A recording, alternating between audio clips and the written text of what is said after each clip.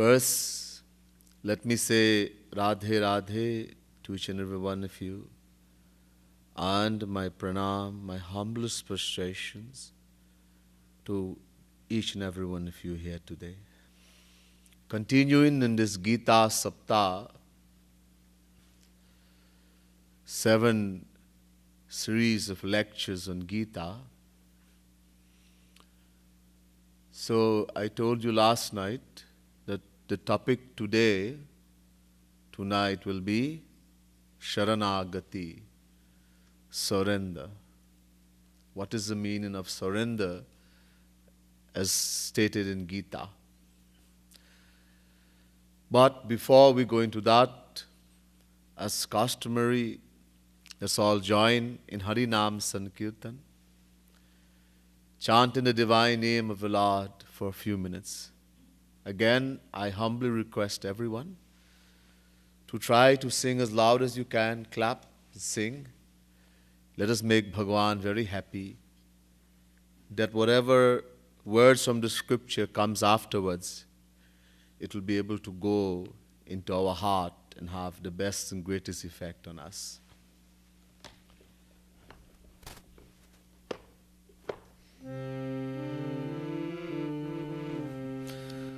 Bhajo Giridhar Govinda Gopala Bhajo Giridhar Govinda Gopala Bhajo Giridhar Govinda Gopala Bhajo Giridhar Govinda Gopala Bhajo Giridhar Govinda Gopala Bhajo Giridhar Govinda Gopala Bhajo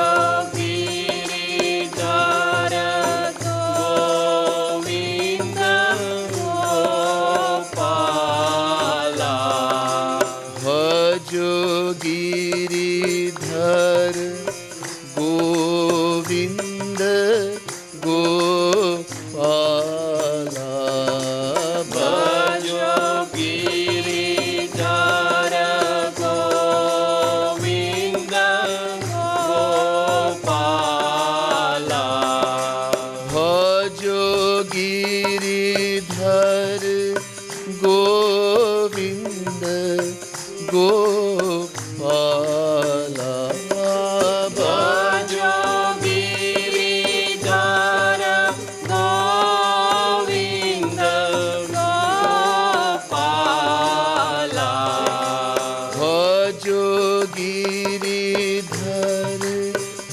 Govinda Gopala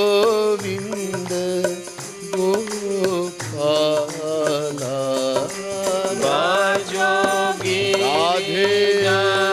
Giridhar Govinda Gopala Bhajo Giridhar Govinda Gopala Bhajo Giridhar Govinda Gopala. Now, try to be very attentive and listen very carefully.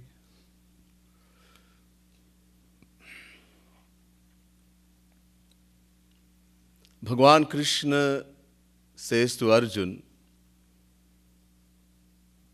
Tat prasadat davapnoti, Tat prasadat param shantim, sthanam prapsasi shashvatam. Chapter 18, verse 62, Gita.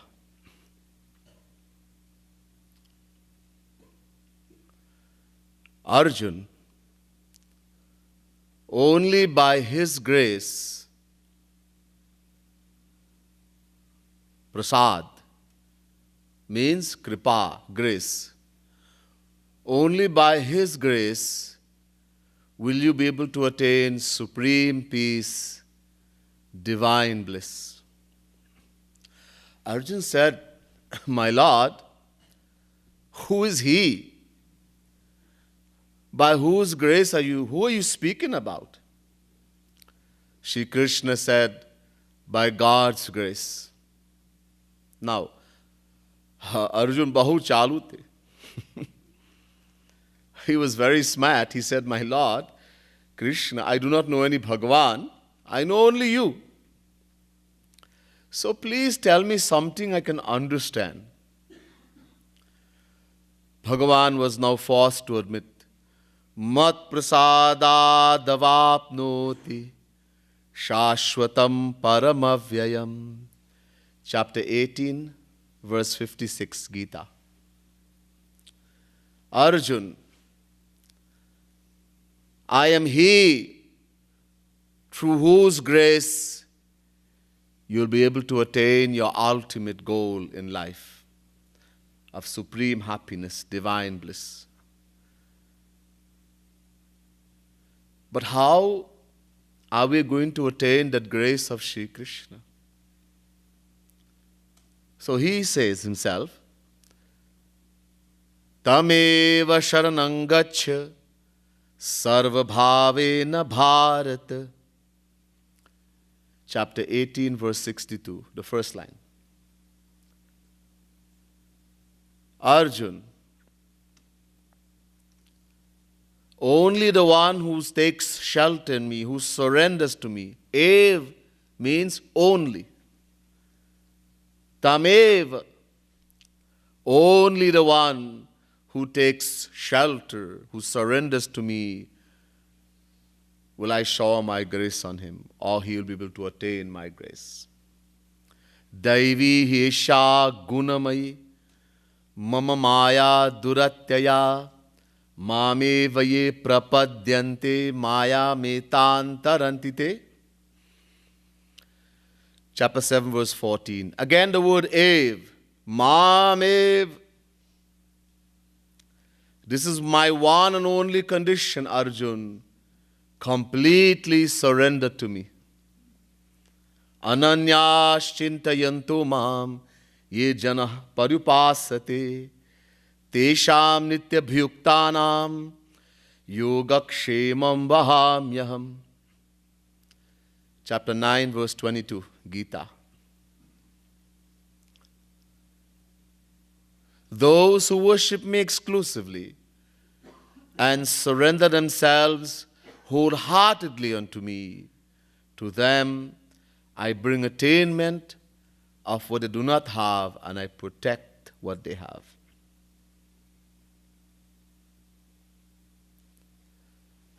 Complete surrender. If you remember, when I began the Gita, in the very beginning, when both armies are facing each other, on the one side the Kauravas, one side the Pandavas, they have all blown their shank, the conch shell, to signal the war to start. And suddenly Arjun said, I'm not going to fight. Bhagavan says to Arjun, Atache tvamimam dharmam sangramam na karishyasi tatah swadharmam kirtam cha hitva papam avapsyasi. Chapter 2, verse 33. Arjun, you are a Kshatri, a member of the warrior clan.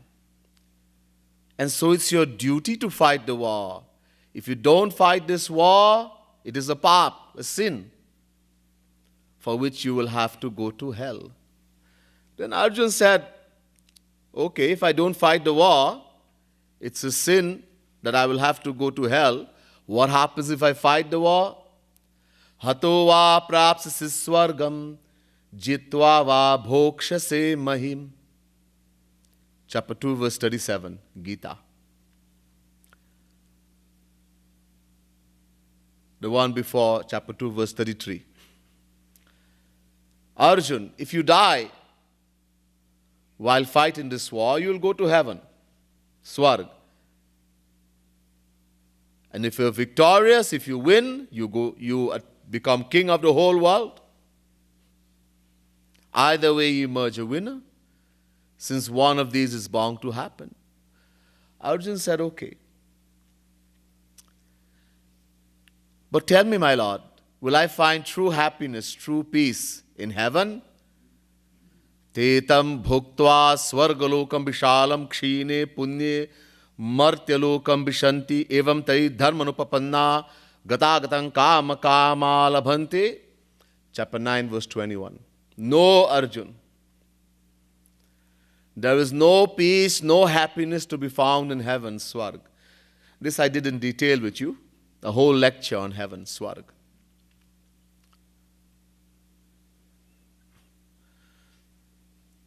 That there is no happiness, even in heaven. That's not the aim. So Arjun said, my Lord, it means I have to avoid heaven too. And I need not ask you about the happiness of this world, since I have not experienced even the tiniest particle of true happiness during my kingship. So it means I am bounded on all sides. If I refuse to fight the war, I go to hell. If I fight the war, I get this material earth, this world, or I go to heaven. I am bounded on all sides, trapped. Bhagavan said, yes, Arjun. This is what I am saying. Do not do good and do not do bad. Huh? What do you mean? Do not perform the action of fighting the battle. Do not perform the action of not fighting the battle and fight the battle. Hey, Bhagavan. What kind of puzzle is this? Arjun, the one who solves this puzzle, becomes eternally gratified. My Lord, do you mean I should do nothing? Yes, Arjun. But my Lord, you had said before in Gita, Nahi kaschit kshanamapi jatu tishthatya karmakrit. Chapter 3, verse 5. That no one can remain inactive even for a moment. Kshanamapi. Then how are we going to attain this state of complete inactivity? So Bhagavan says, Sarva dharman parityajya mamekam sharanam braja. Chapter 18, verse 66. Renounce all dharma, all duty, all obligations, and take shelter in me alone. Surrender to me. Arjun said, my Lord, but I had already told you in the second chapter that I am your completely surrendered disciple. Shishyasteham shadhimam tvam prapannam. Chapter 2, verse 7, Gita. Yes, Arjun. You did say that. But at that time, there was something wrong. At that time, you were afraid of dharma. You were afraid of violating your moral and ethical duties. Now I am asking you to renounce both dharma as well as adharma. I told you, remember? Dharman means dharma plus adharma, virtue as well as vice. It's included. Renounce all virtues, all vices, and take shelter in me alone. But then Arjun said, my Lord, if I do not perform my duty, you yourself says you have to do duty. If I don't do my duty, will I not be committing sin, pap? Bhagavan says, yes. If you don't surrender to me, if you're not surrendering to me, you're not a bhakt, a devotee, you haven't taken shelter in me, then you are committing pap, sin. But The moment you surrender, you take shelter in me. Aham tvam sarva papebhyo mokshayishyami ma suchaha. Chapter 18, verse 66, second line. Don't despair. Don't worry. Because you are under my shelter, you have surrendered to me, I will release you from all pap, all sins, and give you everything divine. So, if we do good actions, that is dangerous. We'll go to heaven. Heaven is not a good place. Remember I told you, the Vedas are telling us the greatest fool wants to go to heaven. And if we do bad actions, that's also dangerous. We go to hell. So renouncing both dharma as well as adharma, good actions as well as bad actions, is called surrender or sharanagati. Look, if the army of a country surrenders to the enemy, what does it mean? They can't do anything. You have surrendered. If a businessman declares bankruptcy to the government, what does it mean? He can't do anything. In the same way, sharanagati or surrender means complete inactivity. This complete inactivity is the condition for attaining God's grace. Okay, let me help you to understand. I'm sure most of you are familiar with the Katha of Draupadi.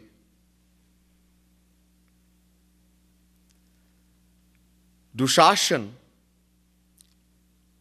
the brother of Duryodhan, grabbed Draupadi by her hair, dragging her into the court, and said to her, "See if anybody will protect you." Draupadi thought, when I have 5 husbands sitting here, Yudhishthir, Bhimsen, Arjun, Nakul and Sahadev, then what's the need for Bhagavan? And each husband was such that no one in the world could compete with them. They were top, both as spiritual man and physical man. In the world, if a woman has a husband who's a little bit powerful, you see how she walks, how she struts when she walks. Huh? You know, my husband is. Imagine the condition of that woman who has 5 husbands of the caliber I just mentioned. Who does Dusashan think he is? Let him try to raise my dress, my sari. Bhimsen will break every teeth in his mouth. But when she looked towards Bhimsen, he put his head down. No problem. There's Arjun, Gandiv Dhari, the one who's holding the Gandiv bow. He will break every teeth in his mouth. But when she looked towards Arjun, he also put his head down. One by one, each husband put their head down, as they no longer had the right to defend her or protect her. Draupadi now looked towards the elders of the court, Dhritarashtra, Dronacharya, Bhishma Pitamaha. But they also put their head down, for they also didn't have the right to protect her. Draupadi started thinking in her mind, what the saints and scriptures say is true. Everybody is selfish. Surrender is coming, but very slowly. Now, while this thing was going on, this incident, Bhagavan Krishna was sitting in Dwarika, in his palace. He was eating, and he was being served by his main queen, Rukmini, the descendant of Mahalakshmi. So she was serving him, and he was eating. Suddenly, he put a morsel of food in the mouth, was chewing it. He picked up another morsel, and he remained like this. He didn't swallow the one that was in the mouth, didn't put the other one in the hand in the mouth, nor put it down. He remained like this. Rukmini panicked. Oh my God. Maybe there's a hair in the rice, or a stone in the dal, in the soup. It happens sometimes. People are careless. The servants may have been careless. Somebody didn't tie their hair properly. So she's panicking. Swami, oh my Lord, what happened? What's the matter? Rukmini, one of my devotee, is in great difficulty. A grave situation. Rukmini said, my Lord, well, why don't you go and save that devotee? I can't go yet to Rukmini. She has not completely surrendered to me as yet. This is my law. Complete surrender. Now, back at Hastinapur, Dushashan again taunted Draupadi. Since there was no one here to protect you, I'm going to make you naked right here, right now. Draupadi decided to protect her honor by catching the edge of the sari between her teeth. But Dushashan was so powerful, he had the strength of 10,000 elephants. He gave a little jerk, out came the sari, the edge. It was now that Draupadi remembered there was one to save her. Up went her hands. You see, this is surrender. That's why when we say Jai Jai Shri Radhe, we raise our hand. Up went the hands. Hanath Dwarikavasin. Her Lord Shri Krishna. This was the moment of complete surrender. Immediately there was Ambara Avatar, a special descension. The Lord himself became her sari. And pull as he will and try as he must, as he could, Dushashan could not disrobe her. So for doing nothing, we will get everything. So merciful our Lord is. He doesn't ask us for anything. Chup! Remain quiet. Let me talk.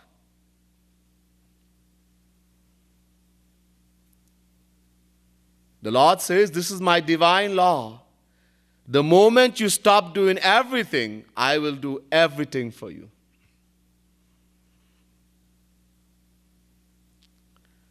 A newborn child cannot do anything for himself.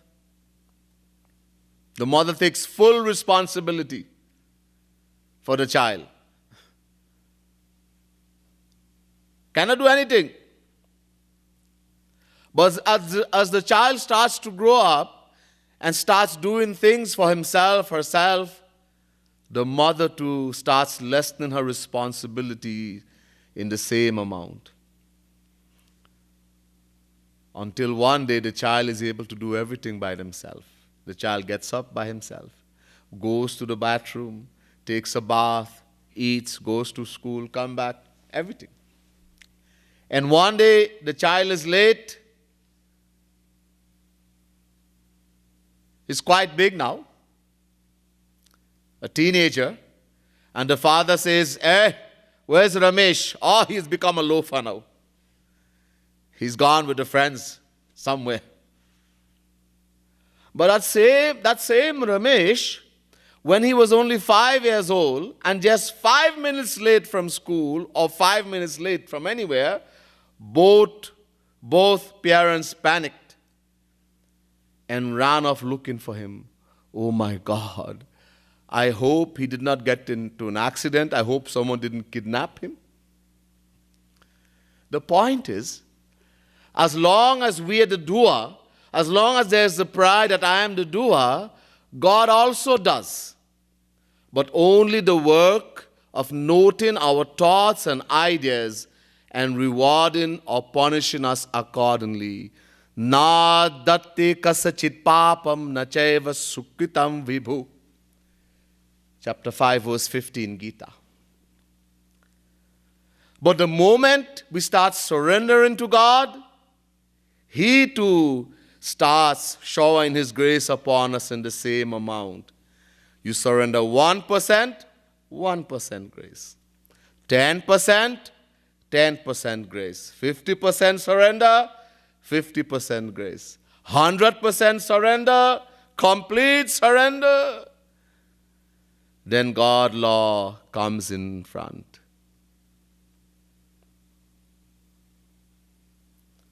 Aham tvam sarva papebhyo mokshayishami ma shucha.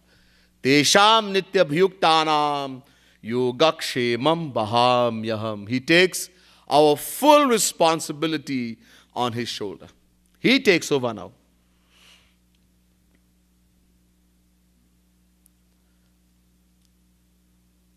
So we have to completely surrender. But what to surrender? This is very important, as this is mostly misunderstood, what we have to surrender. Most so-called gurus tell their disciples, my child, when you go to sleep, when you go to bed, just say this, Shri Krishna Sharanam Mama, Sarvam Shri Krishnar Paramastu, Ramar Paramastu. In other words, the Lord is my sole refuge. I surrender myself to Him. Just say that. But this is verbal surrender. Words.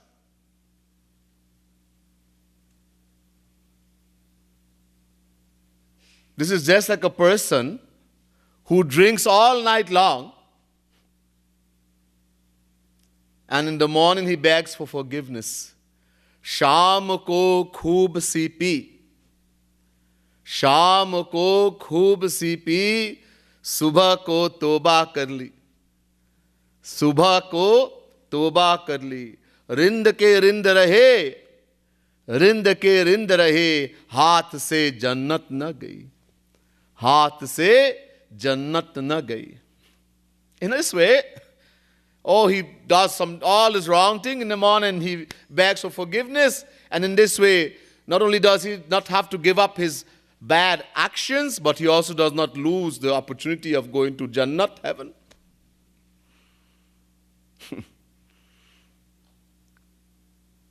Many people, Hindus, do Sandhya. Sandhya, the morning and evening oblation. For the morning Sandhya, a little water is taken in the right hand, and the hand is brought here.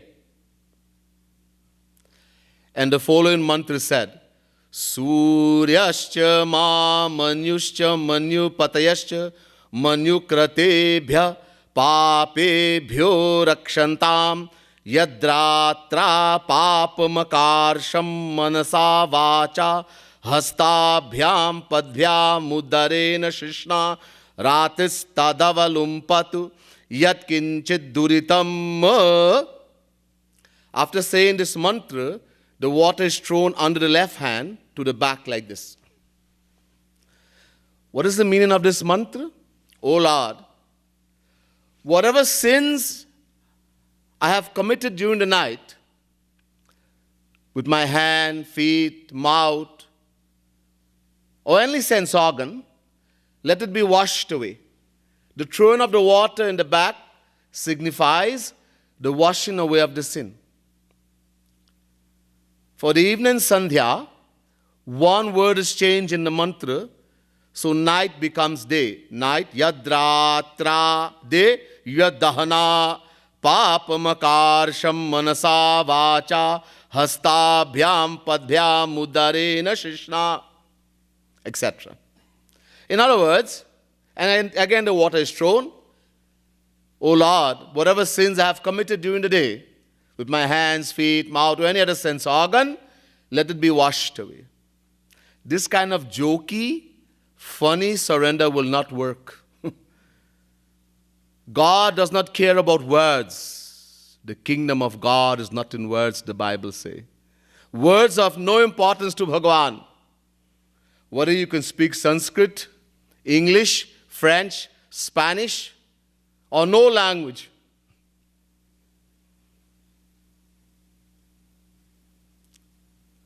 He does not care about words.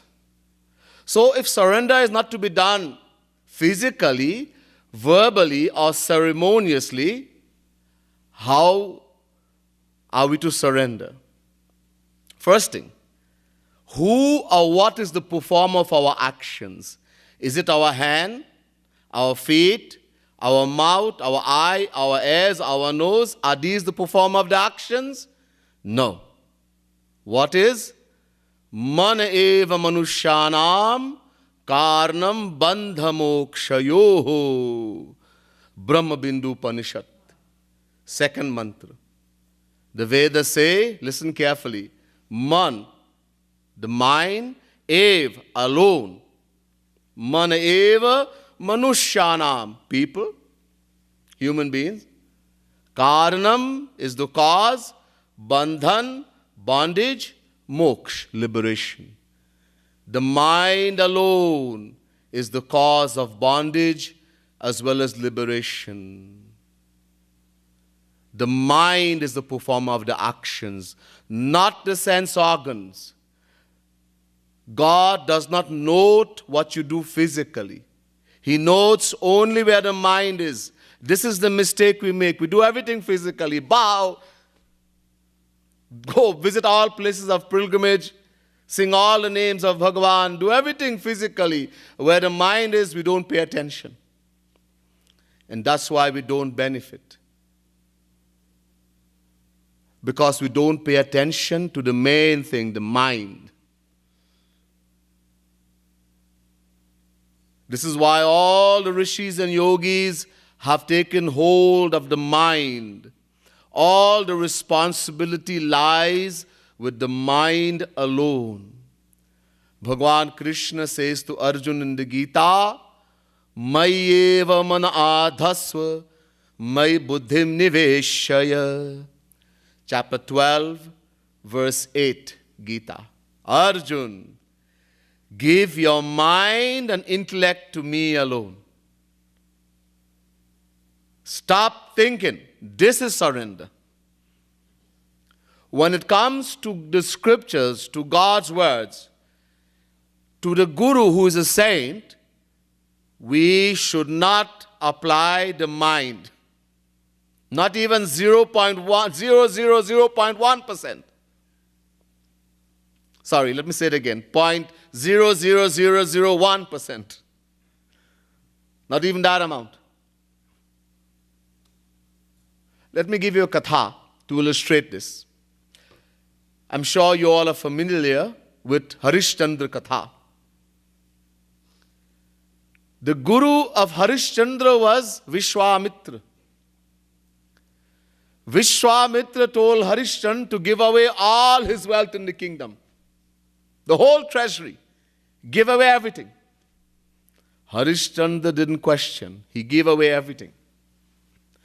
Having given away everything, now Vishwamitra comes and says, I want 10,000 gold coins. Now Harishchandra never said, Guruji, I just gave away everything. Where I'm going to find 10,000 gold coins for you? He said, okay, Guruji. Just give me a little time.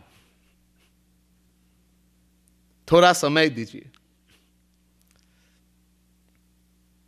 So he went and he started to work because there was nothing in the kingdom, but he still could not get that amount of gold coins.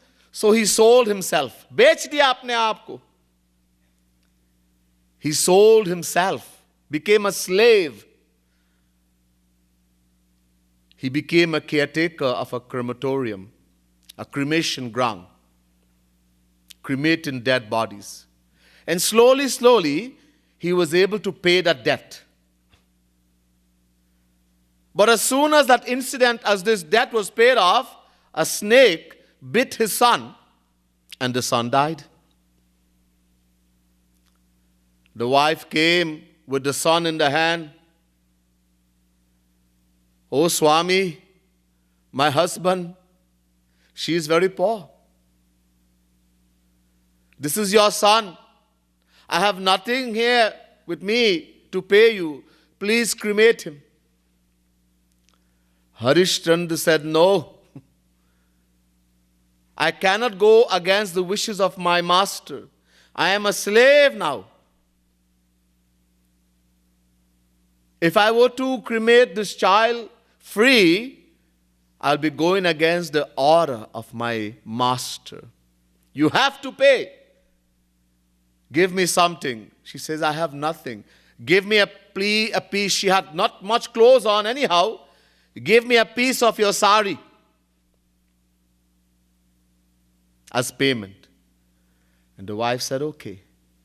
And she took the sari and was ripping it, and suddenly Bhagwan appeared. Bhagwan appeared.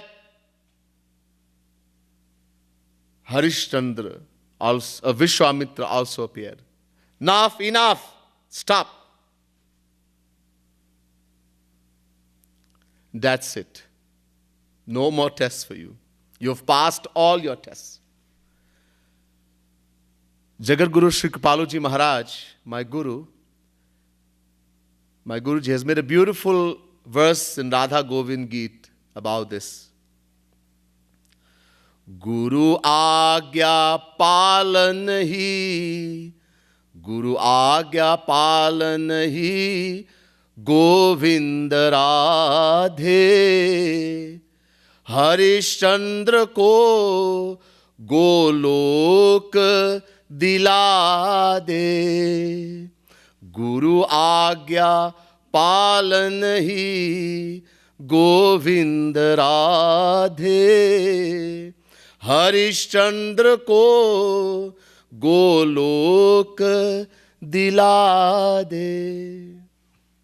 Just by following the instructions of the Guru, Guru Agya Palan Hi, only by following the instructions of his Guru, Harishchandra went to Golok. Nothing else. Just follow the Guru's instruction. He didn't do any sadhana, anything. He just followed his Guru's instructions. Agya samana su sahib seva. Seva means to follow Guru's instructions. To do what your mind say, that is not seva. Not what you like. Then you become Guruji. You know what is better than Guru. So we have to completely remove the intellect, the mind. Just like when, as a little child, you go to school, you went to school, and the teacher said, today we are going to spell knife. So I want you to spell, put K first. K-N-I-F-E. Nobody objected and said, no, sir, you should put N first. We accepted. We never applied. If anybody objected, then you will remain illiterate.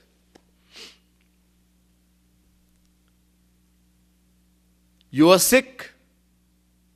You go to the doctor. Oh, doc, pain all over the body.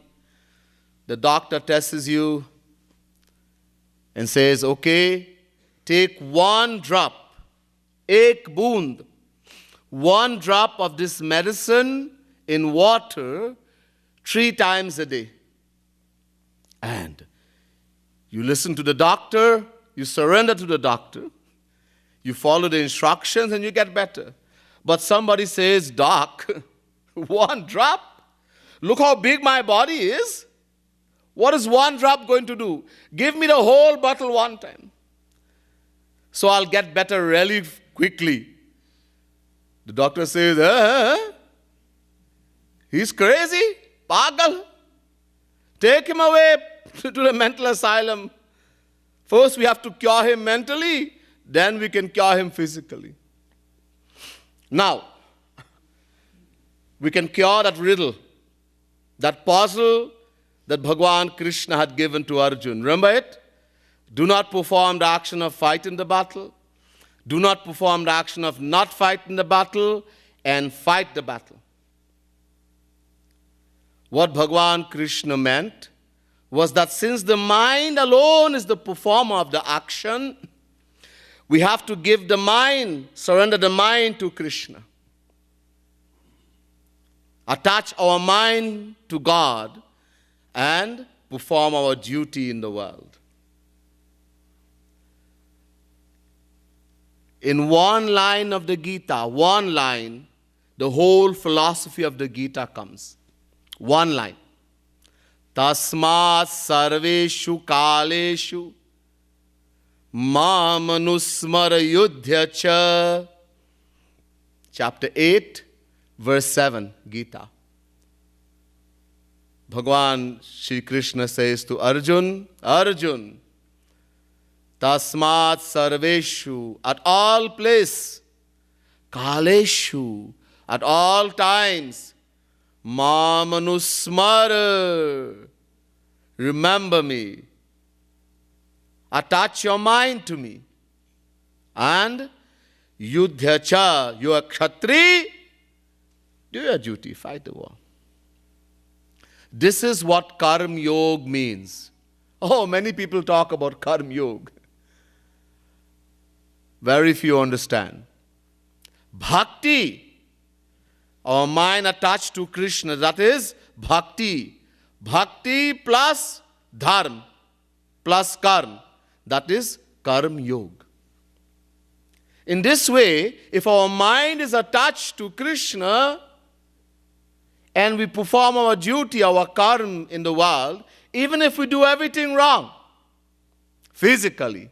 But because the mind is attached to Krishna, we get the fruit of the mind only.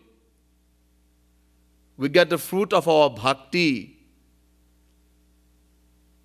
And so we'll become free from all virtuous as well as evil actions. Mayarpita mano buddhir Mame vaivasa sanshayam. Chapter 8, verse 7, Gita, the second line. Arjun, if your mind and intellect is surrendered to me like that, you will certainly come to me. There is no doubt about that. So surrender is the mind. Everything lies with the mind alone.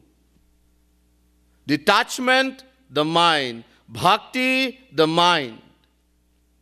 Everything, the mind. Man. 99.99% of what we see as devotion, as spirituality in the world in this age of Kali Yuga is all physical. No one teaches us that this is the main thing. Everything is physical. Read this Sundar Khan. Read this, do this Hanuman Chalisa. Read so much Gita. Do this. Words. Go march in. Charo Dham. The 4 places of pilgrimage. Mecca, Medina. Jerusalem. Physical drill. Going around Govardhan mountain. Where the mind is, nobody is paying attention. And this is the main thing. The mind. One devotee says, Ratnakarastava griham grihini cha padma kim deyamasti bhavate jagadishwaraya. My Lord, for what you are going to give me, everything divine, everything spiritual, supreme happiness, divine knowledge. What can I give you in return? You live in Ratnakar, Kshir Sagar, in which there are the best types of jewels and gems. Your wife is Mahalakshmi, the goddess of wealth. And besides, you are Jagadish, the Lord of the universe. What can I give to you, my Lord? Oh, I remember. There is one thing I have that you don't. I am rich in that thing and you are poor. Radha rito hi manaso, manasosti dainyam, kim te niti. Radha.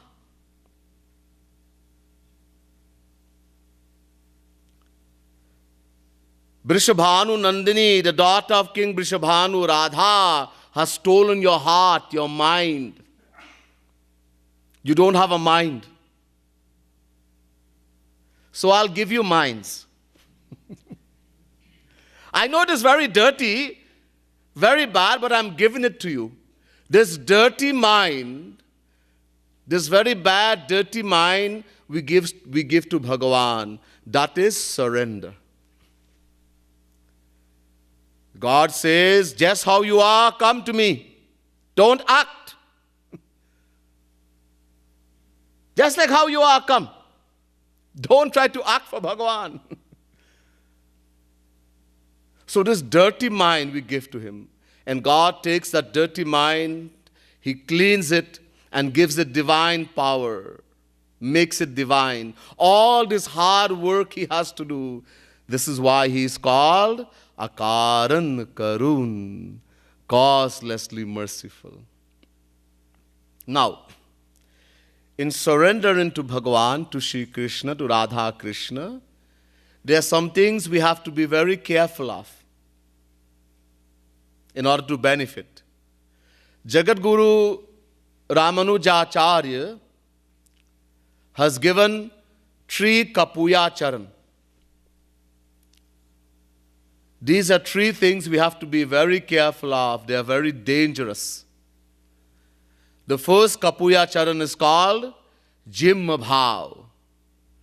This means the absence of simplicity, naivety. The heart, the mind has to be made very simple. Simplicity is compulsory in devotion. Sarala swabhav naman kutilai. No kutilai.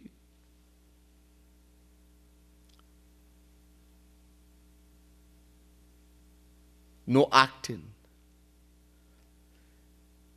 Because if there is no simplicity, there will be artificiality. And first we're going to act with the world, and then we're going to act with Bhagavan and Guru too. The second Kapuya Charan is called Anritta Bhav. This means there is deception, deceit, fraud in the heart. Nirmal man jana so mohi pawa, mohi kapat chala chidra na bhava. As long as there is deception, deceit, fraud in the heart, in the mind, we cannot surrender to Bhagavan, to God, to Shri Radha Krishna. And the third Kapuya Charan is called Maya Bhav. This is showing off, publicity. This is very dangerous. You come to Radha Madhav Dham, bhajan, kirtan is going on in a very nice way, and you feel some emotions in the heart, or you go before a murti of Radha Rani, and you remember all the wrong things you have done, and tears comes to the eye, and you start screaming and shouting. You stop the entire mandir, ashram. Everybody looks, oh, wow. This lady is experiencing the separation of the gopis. That lady fights with her husband, father, and children every day. And if you pass close to her and by mistake give her a little push, you see the real side of her. And here she's pretending to be of a higher class than the gopis.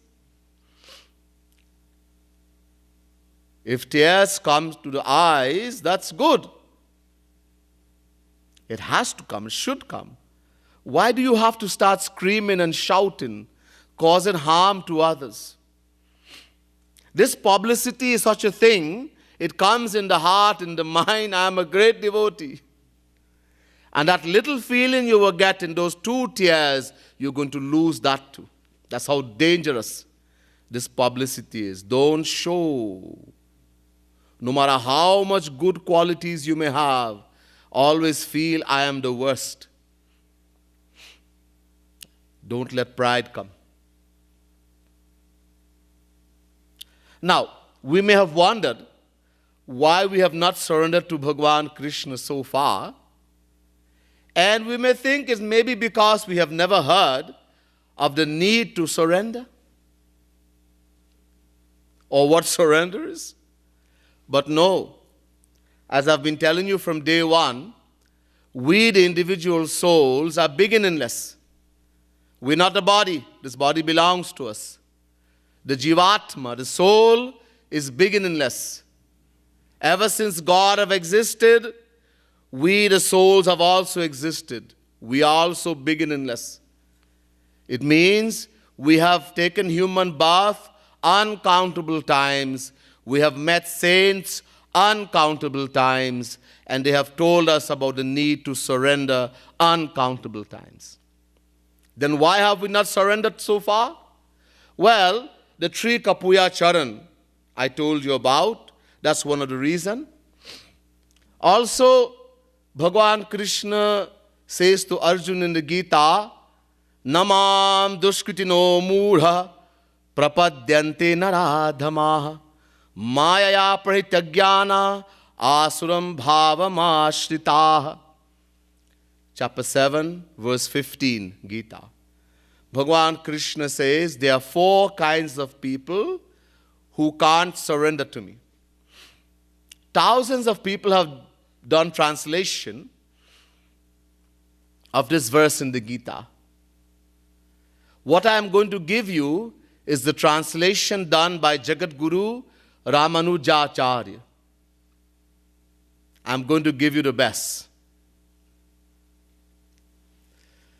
So according to him, the first class of people who can't surrender to Sri Krishna, they are called Mudha. Mudha means fools. These people know absolutely nothing. They have no idea at all about who or what God is. They have never read or heard anything. They have never found the right atmosphere. These people merely take bath and live their lives, which according to them means getting a good job, owning money and putting it in the bank, getting married, having children, and so on. That's all they think life is. After leading such a meaningless life, these people die only to be born in lower forms of life in the next birth. Dog, cat, donkey, worm. The second class of people are called Naradham. These people are somewhat aware of who or what Sri Krishna, God, is. They have an idea. But they do very little towards their spiritual upliftment due to carelessness and laziness. The third class of people are called Mayaya Prahitagyana. The sole aim of these people is to argue and doubt. Everywhere doubt. Why is so-and-so written in Gita? Why is so-and-so written in Ramayana? Why is that written in the Bhagavad? Why did Ram hide behind a tree and kill Bali? Is he a saint?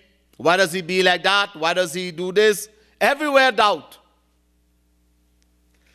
These people are unwilling to change our opinion about anything. They ask questions not with an interest to know, but to only argue it and prove others wrong. That's their only aim.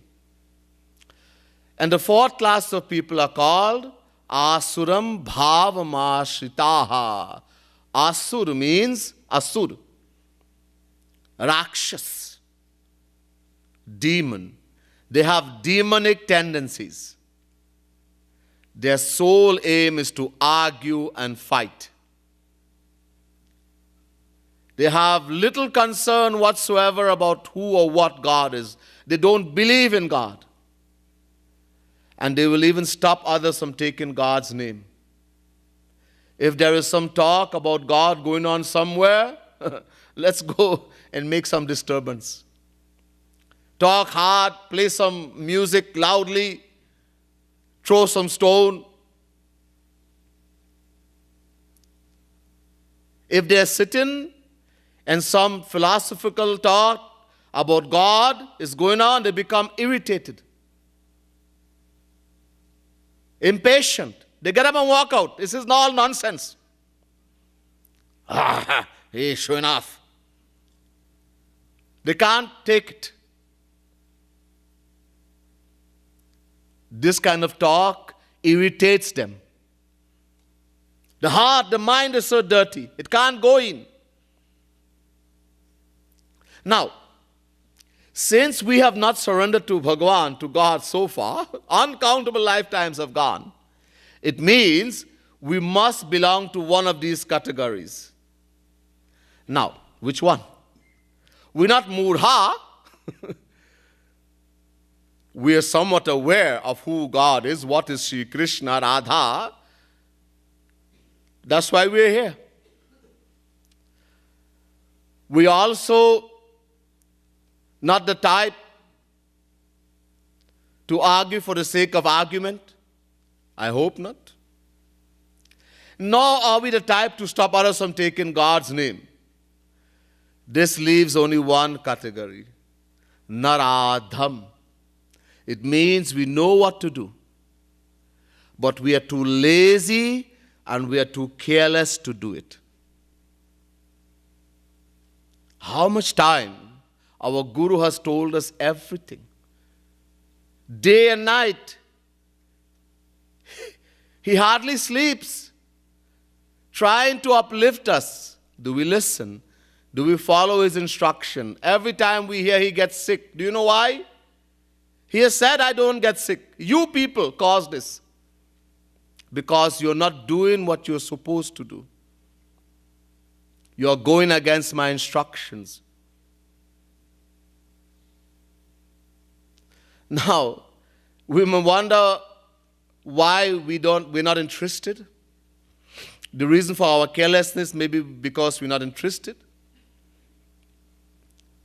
But I'm sure you have no doubt heard the saying, even in the world, first deserve and then desire. Even in this material world, we do not become perfect in something without effort, without practice, hard work.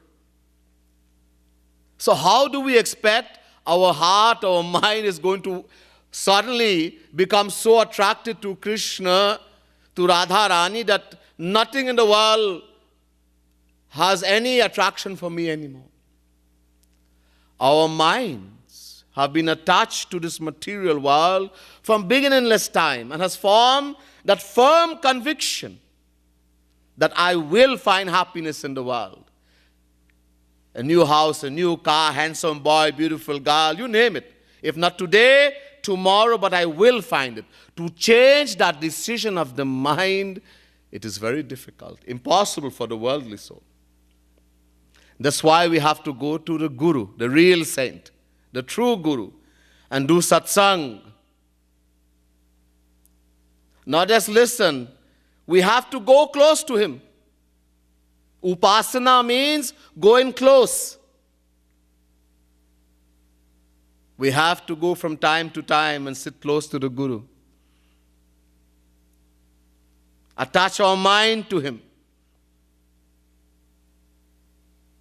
And slowly, slowly, the interest will come.